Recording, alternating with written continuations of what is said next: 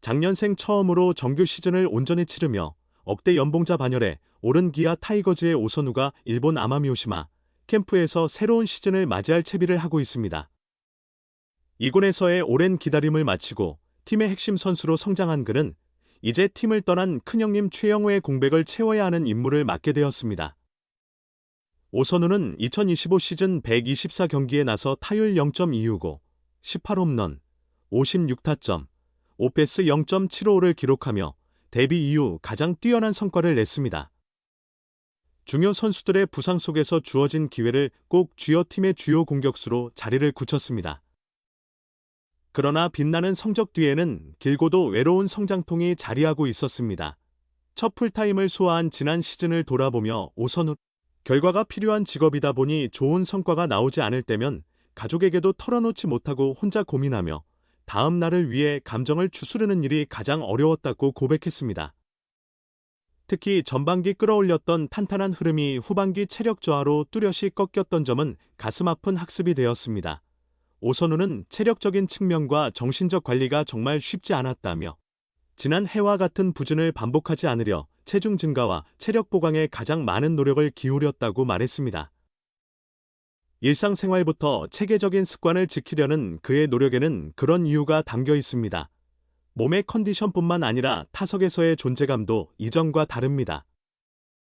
이번 시즌 기아 타선의 가장 큰 변수는 팀의 중심축이었던 최영우의 공석입니다. 특히 오선우는 평소 타격 기술과 경험을 전수받아 온 그 선배의 부재를 더욱 절실히 느끼고 있습니다. 오선우는 선배님이 없어서 뭔가 크게 빈자리가 느껴진다고 솔직한 심정을 털어놨습니다. 하지만 지금껏 쌓은 것을 바탕으로 이번 시즌은 제가 책임져야 하니까 반드히 열심히 준비해서 성과를 보이겠다. 잘 해내는 길뿐이다 라고 독립을 결의했습니다. 변화는 수비에서도 드러납니다. 작년 내 외야를 넘나들던 그는 개막을 앞두고 오직 일루수 연습에만 매진하고 있습니다.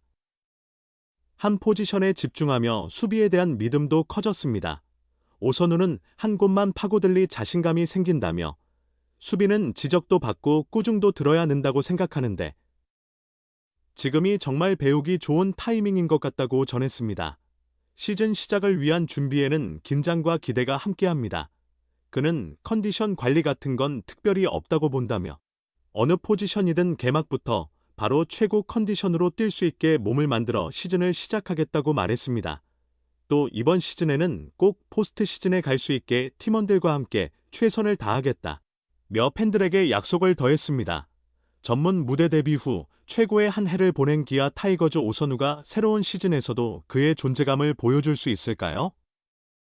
1996년생 오선우는 성동초 자양중 배명고 인하대를 졸업하고 2019년 신인 드래프트 2차 5라운드 50순위로 기아에 합류했습니다.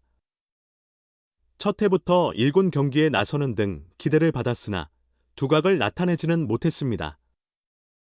2024년에는 1군에서 단 3경기만 소화했습니다. 그는 지난해 정규리그 개막 로스터에도 포함되지 못하며 또다시 어려움을 맞을 것으로 예상됐습니다. 그러나 주어진 기회를 놓치지 않았습니다. 4월 12일 1군에 콜업된 뒤 꾸준한 타격력을 발휘하며 자리를 지켰습니다. 8월에는 홈런 6개를 터뜨리는 등의 활약도 펼쳤습니다. 오선우는 124경기 437타석 116안타 타율 0.265, 18홈런, 56타점, 출루율 0.323, 장타율 0.432의 기록으로 시즌을 끝내며 개인 최고 성적을 거두었습니다. 리그에서 가장 많은 삼진, 158개를 당했지만 잠재력을 증명했습니다. 실제로 더 큰 고민은 수비 부문이었습니다. 그는 팀 상황에 따라 일루수와 좌익수를 번갈아 가며 맡았는데 여러 번 불안한 수비 장면을 보였습니다. 팀에서는 그의 공격력을 최대한 활용하고자 했으나 이 점이 선수 본인에게는 부담으로 작용했습니다. 오선우는 지난해 11월 외야에서 수비하다가 6, 7회경 1루로 들어오면 시야가 완전히 달라진다. 차라리 내야에 있다가 외야로 나가는 건 괜찮은데 긴 거리에서 던지다가 갑자기 짧은 거리에서 정밀하게 던지는 게 어려웠다며 나도 해낼 수 있을 거라 생각했지만 2개 이상의 포지션을 소화하는 게 정말 힘들다는 걸 깨달았다. 포지션을 오가는 게 실제로 매우 어려웠다.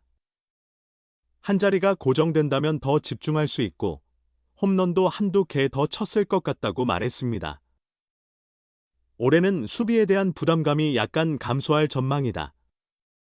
오선우는 주전 일루수로서 활약하기 위해 지난 시즌 후반부터 일루 수비 연습에 많은 시간을 쏟았다. 정규 시즌 종료 후에도 꾸준히 훈련을 이어나갔다. 이범호 기아 감독은 지난 9월 선수가 최대한 혼란스럽지 않도록 고정된 위치를 하나 맞는 것이 더 낫다. 이 부분이 올해 시즌의 핵심 요소가 될 것이라고 언급했다. 기아는 이번 겨울 외국인 타자를 새로 충원했다. 1루와 3루에서 안정적인 수비를 보여준 패트릭 위즈덤과 재계약하지 않고 새 외국인 타자 해럴드 카스트로를 영입했다. 기아는 위즈덤이 팀 최다인 35홈런을 기록한 점과 수비에서 많은 이닝을 소화한 점을 높게 평가했다. 하지만 다른 외국인 타자들과 비교할 때 위즈덤의 성적은 아쉬웠다. 타율 0.236은 규정 타석을 채운 43명 중 최하위였고 출루율 0.321과 득점권 타율 0.207도 낮은 수준이었다. 기아는 포지션 구성 측면도 고려하지 않을 수 없었다. 코너 내야에는 3루수 김도영과 1루수 오선우가 자리 잡고 있고 변우혁을 포함한 백업 자원들도 기회를 노릴 수 있다. 외야진은 중견수 김호령을 제외하면 불확실성이 있어 내야수보다 코너 외야수 확보가 필요하다고 판단했다. 카스트로는 내야와 외야 모두를 소화할 수 있는 유틸리티 자원이지만 기아는 그에게 주로 외야 수비를 맡길 방침이다. 이는 올해 오선우에게 풍부한 기회가 제공될 것임을 시사하기도 한다. 오선우가 지난해보다 더욱 성장한 모습을 보일 수 있을지 관심이 모아진다. 기아 타이거즈는 지난해 팀의 구세주였던 김호령과 오선우에게 따뜻한 겨울을 보내게 해주었다. 내년 FA 자격을 얻는 김호령의 경우 더욱 적극적으로 재계약에 임했다. 구단은 15일 2026 시즌 연봉 재계약 대상 선수 48명과 계약을 완료했다. 대상자 중 인상은 25명, 동결 7명, 삭감은 16명이라고 발표하였다. 동결과 삭감이 전체의 절반에 육박한다. 지난해 정규 시즌 8위라는 성적을 반영해 각오를 다잡은 것으로 풀이된다. 2024 시즌 정규리그 MVP였던 김도영은 부상으로 30경기만 소화해 연봉 5억에서 2억 5천만 원으로 대폭 줄었다. 팀 내 가장 큰 삭감액이다. 이런 상황에서도 김호령은 두터운 대우를 받았다. 지난해 8천만 원에서 212.5% 오른 2억 5천만 원에 계약했다. 야수 BFA 재계약 대상자, 외국인 제외 중 최고액이다. 지난해 부상으로 출혈을 막아낸 또 다른 공로자 오선우의 연봉도 크게 올랐다. 그는 지난해 3,400만 원에서 8,600만 원 오른 1억 2천만 원을 받는다. 생애 처음으로 억대 연봉을 받게 됐다. 2019년 기아 입단 후 8년 만에 이룬 쾌거다. 오선우는 지난해 1루와 외야를 오가며 팀의 공백을 충실히 메웠다.